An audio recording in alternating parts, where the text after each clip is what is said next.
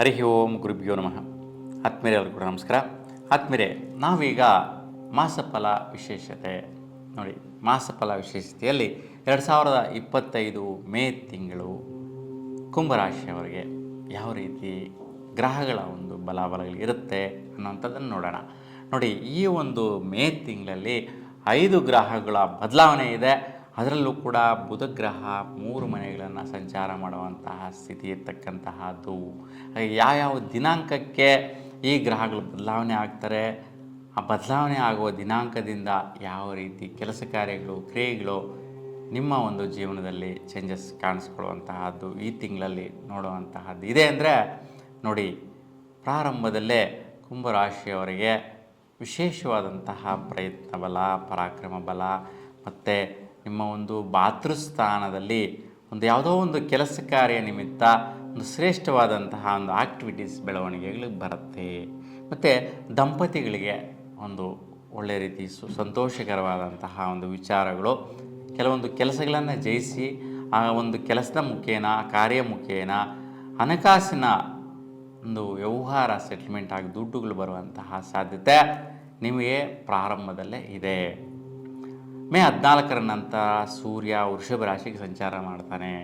ಹಾಗಾಗಿ ನಿಮ್ಮ ಒಂದು ಸುಸ್ಥಾನದಲ್ಲಿ ಮನೆ ಕಡೆ ಬಹಳಷ್ಟು ಬದಲಾವಣೆ ತಂದ್ಕೊತೀರಾ. ಬದಲಾವಣೆಗಳು ಮಾಡಿಕೊಳ್ಳುವಂತಹ ಕ್ರಿಯೆಗಳು ನಡೆಯುವಂತಹದ್ದು ಇರುತ್ತೆ. ಇನ್ನು ಕುಜ ಸಂಚಾರದ ಪ್ರಕಾರ ನೋಡಿದ್ರೆ ವಿಶೇಷವಾಗಿ ನಿಮ್ಮ ಒಂದು ಪ್ರಯತ್ನಗಳು ಸ್ನೇಹಿತರ ಜೊತೆ, ಅಂದರೆ ಸಹಚರರ ಜೊತೆ, ನಂಬಿಕೆಸ್ಥರ ಜೊತೆ 15ನೇ ತಾರೀಕುವರೆಗೂ ಮಾಡದಿರ ಇರ್ತಕ್ಕಂತಹದ್ದು ಒಳ್ಳೆಯದು. ಹಾಗೆ 15ರವರೆಗೂ ಆ ರೀತಿ ಮಾಡೋದರಿಂದ ಭಾಳಷ್ಟು ವೈಪರೀತ್ಯಗಳು ಬರುತ್ತೆ. ಹಾಗಾಗಿ ಒಂದು ಕುಜ ಮತ್ತು ಶನಿಯ ಪ್ರಭಾವ ಬರುವಂತಹ ಸಾಧ್ಯತೆ, ಸುಖ ನೆಮ್ಮದಿ ಕೆಡಿಸ್ಕೊಳ್ಳುವಂತಹ ಸ್ಥಿತಿ ಬರುವಂತಹದ್ದು. ವಿಶೇಷವಾಗಿ ಒಂದು ವೃತ್ತಿಯಲ್ಲಿ ಕೂಡ ಒತ್ತಡ, ಟೆನ್ಷನ್ಸು ಮತ್ತು ವೃತ್ತಿಯಲ್ಲಿರ್ತಕ್ಕಂಥ ಸ್ನೇಹಿತರಿಂದ ಸ್ವಲ್ಪ ಅಡೆತಡೆಗಳು ಉಂಟಾಗುವಂಥದ್ದು. ನೀವು ಎಲ್ಲಿ ಕೆಲಸ ಕಾರ್ಯ ಮಾಡ್ತಾ ಇರ್ತೀರಾ, ವ್ಯಾಪಾರ ವ್ಯವಹಾರ ಮಾಡ್ತಾ ಇರ್ತೀರಾ, ಏನೋ ಒಂದು ಮಾಡ್ತಾ ಇರ್ತೀರಲ್ಲ ವ್ಯವಹಾರ, ಆ ಒಂದು ವಿಷಯದಲ್ಲಿ ಅಲ್ಲಿರ್ತಕ್ಕಂತಹ ಸ್ನೇಹಿತರು ಸ್ವಲ್ಪ ಎಡವಟ್ಟು ಮಾಡುವಂತಹದ್ದು, ನಂಬಿಕೆ ದ್ರೋಹ ಮಾಡುವಂತಹದ್ದು, ಅವ್ರಿಗೂ ನಿಮಗೂ ಒಂದು ಮಾನಸಿಕವಾಗಿ ಒಂದು ಕ್ಷಾರತ್ವ ಬರುವಂತಹದ್ದು ಉಂಟಾಗುತ್ತೆ. ಅದು 15ರವರೆಗೂ ನಡೆಯುವಂತಹದ್ದಿರುತ್ತೆ. 15 ನಂತರ ಬದಲಾವಣೆ ಆಗುತ್ತೆ.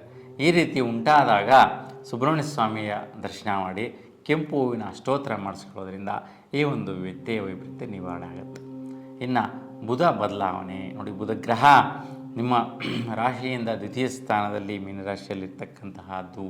ಹಾಗೆ 6ನೇ ತಾರೀಕುವರೆಗೂ ಬುಧ ಮೀನರಾಶಿಯಲ್ಲಿ ನೀಚ ಸ್ಥಿತಿ ಸಂಚಾರ ಆಗ್ತಾಯಿದೆ.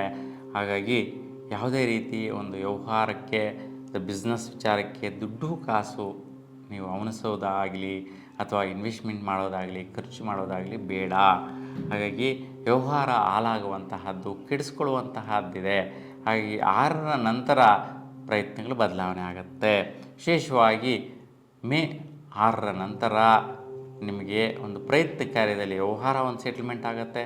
ಅದರಿಂದ ದುಡ್ಡು ಬರುವಂತಹದ್ದು, ಅದರಿಂದ ಕಾರ್ಯ ಅಭಿವೃದ್ಧಿ ಆಗುವಂತಹದ್ದು, ಬಿಸ್ನೆಸ್ ಆಗಿರ್ಬೋದು, ವ್ಯಾಪಾರ ಆಗಿರ್ಬೋದು, ವ್ಯವಹಾರ ಆಗಿರ್ಬೋದು, ಬೆಳೆಗಳು ಬೆಳೆಯುವ ವಿಚಾರ ಆಗಿರ್ಬೋದು, ಈ ವಿಚಾರಗಳಲ್ಲಿ ನಿಮ್ಮ ಒಂದು ಪರಾಕ್ರಮ ಬದಲಾವಣೆ ಚೆನ್ನಾಗಿರುತ್ತೆ. ಜೊತೆಗೆ ಬುಧ ಮತ್ತು ಸೂರ್ಯ ಈ ಒಂದು ಮೇಷರಾಶಿಯಲ್ಲಿ ಇತಿಯಾಗೋದ್ರಿಂದ ವಿಶೇಷವಾಗಿ ಭಾತೃಕಾರಕರಲ್ಲಿ ಬಲಾಬಲಗಳು, ಅನುಕೂಲತೆಗಳು ಲಭಿಸುತ್ತೆ. ಇನ್ನು ಗುರು ಬದಲಾವಣೆ ನೋಡಿ, ಗುರು ಬಂದು ವಿಶೇಷವಾಗಿ ನಿಮಗೆ ಚತುರ್ಥ ಭಾಗದಲ್ಲಿ ಇನ್ನೂ ಸ್ವಲ್ಪ ಸುಸ್ಥಾನ, ಮನೆ ಕಡೆ ಸ್ವಲ್ಪ ಅನುಕೂಲಗಳು ಮಾಡುವಂಥ ಪ್ರಯತ್ನದಲ್ಲಿದ್ದರೆ. ಇನ್ನು ಮೇ 15ರ ನಂತರ ವಿಶೇಷವಾಗಿ ಪುಣ್ಯ ಬಲ ಪ್ರಾಪ್ತಿಗಳಾಗುವಂತಹದ್ದು, ಬಿಸ್ನೆಸ್ಗಳಿಗೆ ಕೈ ಹಾಕುವಂತಹದ್ದು, ಭೂಮಿ ವ್ಯವಹಾರದಲ್ಲಿ ಬದಲಾವಣೆ ತಂದುಕೊಳ್ಳುವಂತಹದ್ದು, ನಿಮ್ಮ ಪ್ರಾಪರ್ಟಿಗಳಲ್ಲಿ ನೀವು ಇನ್ನೂ ಮತ್ತಷ್ಟು ಒಂದು ಅವಕಾಶಗಳಂದರೆ ಭೂಮಿ ಇದ್ದರೆ, ಪ್ರಾಪರ್ಟಿ ಇದ್ದರೆ ಅದರಲ್ಲಿ ರೆಂಟ್ ಬರೋ ಥರ ಒಂದು ಬಿಲ್ಡಿಂಗ್ ಕಟ್ಟೋದಾಗಲಿ ಅಥವಾ ಬಿಸ್ನೆಸ್ ಕನ್ವರ್ಷನ್ ಮಾಡೋದಾಗಲಿ, ಈ ರೀತಿಯ ಬದಲಾವಣೆಗೆ ಯೋಗ ಬಲಗಳು ಚೆನ್ನಾಗಿರುತ್ತೆ. ಮತ್ತು ಯಾರೆಲ್ಲ ಶ್ರಮಿಕರಿದ್ದೀರಾ ಅಂತಹವರಿಗೆಲ್ಲ ಶ್ರೇಷ್ಠವಾದಂತಹ ಒಂದು ಸಮಯ. ಮತ್ತು ನಿಮ್ಮ ರಾಶಿಯವರಿಗೇನು 1 ವರ್ಷಗಳ ಕಾಲ ಗುರುಬಲ ಇರೋದರಿಂದ ನಿಮ್ಮ ಅಂದ್ಕೊಂಡಿದ್ದೆಲ್ಲ ಜಯಿಸುವಂತಹದ್ದಕ್ಕೆ ಶ್ರೇಷ್ಠ ಫಲಾಫಲಗಳು ಗುರುಬಲ ಕೊಟ್ಟು ಬಿಡುತ್ತೆ. ಇನ್ನು ಶುಕ್ರ ನೋಡಿ, ದ್ವಿತೀಯ ಸ್ಥಾನದಲ್ಲಿ ಉಚ್ಚ ಸ್ಥಿತಿಯಲ್ಲಿದ್ದಾನೆ. ಮೀನರಾಶಿಯಲ್ಲಿ ಶುಕ್ರ ವಿಶೇಷವಾಗಿ ಮನೆ ಕಡೆಯಿಂದ ಸ್ವಲ್ಪ ದುಡ್ಡು ಬರುವಂತಹದ್ದು, ಮತ್ತು ಯಾವುದೋ ಒಂದು ಭಾಗ್ಯ ಪ್ರಯತ್ನಗಳು, ಅಂದರೆ ಯಾವಾಗಲೂ ಇನ್ವೆಸ್ಟ್ಮೆಂಟ್ ಮಾಡಿರ್ತೀರಿ, ಯಾವಾಗಲೂ ಸೆಟ್ಲ್ಮೆಂಟ್ ವ್ಯವಹಾರಗಳಾಗಿರುತ್ತೆ. ಈಗ ಅದರಿಂದ ದುಡ್ಡು ಬರುವಂತಹ ಒಂದು ಸದವಕಾಶ ನೀವು ಈ ಒಂದು ತಿಂಗಳಲ್ಲಿ ನೋಡ್ತೀರಾ. ಅದು 16ನೇ ತಾರೀಕುವರೆಗೂ ದೀರ್ಘಕಾಲಿಕವಾಗಿ ಇರ್ತಕ್ಕಂತಹ ಈ ಒಂದು ಸೆಟ್ಲ್ಮೆಂಟ್ಸು ಈಗ ಸೆಟ್ಲಾಗಿಬಿಡುವಂತಹ ಒಂದು ಸಾಧ್ಯತೆ, ಅವಕಾಶ ನಿಮ್ಮದಾಗಿರುತ್ತೆ. 16ರ ನಂತರ ಆ ಒಂದು ವ್ಯವಹಾರಗಳು ಸ್ವಲ್ಪ ಮಂದಗತಿ ಸ್ಥಿತಿ ಇರುತ್ತೆ, ಹೆಚ್ಚಾಗಿ ವ್ಯವಹಾರಗಳಾಗೋದಿಲ್ಲ. ಅವಾಗ ಸ್ವಲ್ಪ ಬುಧನ ಸ್ಥಿತಿಯ ವೈಪರೀತ್ಯ ಕಾಣಿಸುತ್ತೆ, ಶುಕ್ರನಿಗೆ ಫಲ ಕೊಡೋದಿಲ್ಲ. ಹಾಗಾಗಿ ಮಹಾವಿಷ್ಣುವಿನ ದರ್ಶನ ಮಾಡಿ ಆ ಸಮಯದಲ್ಲೂ ಕೂಡ ಶುಭಫಲ ಸಿಗುತ್ತೆ.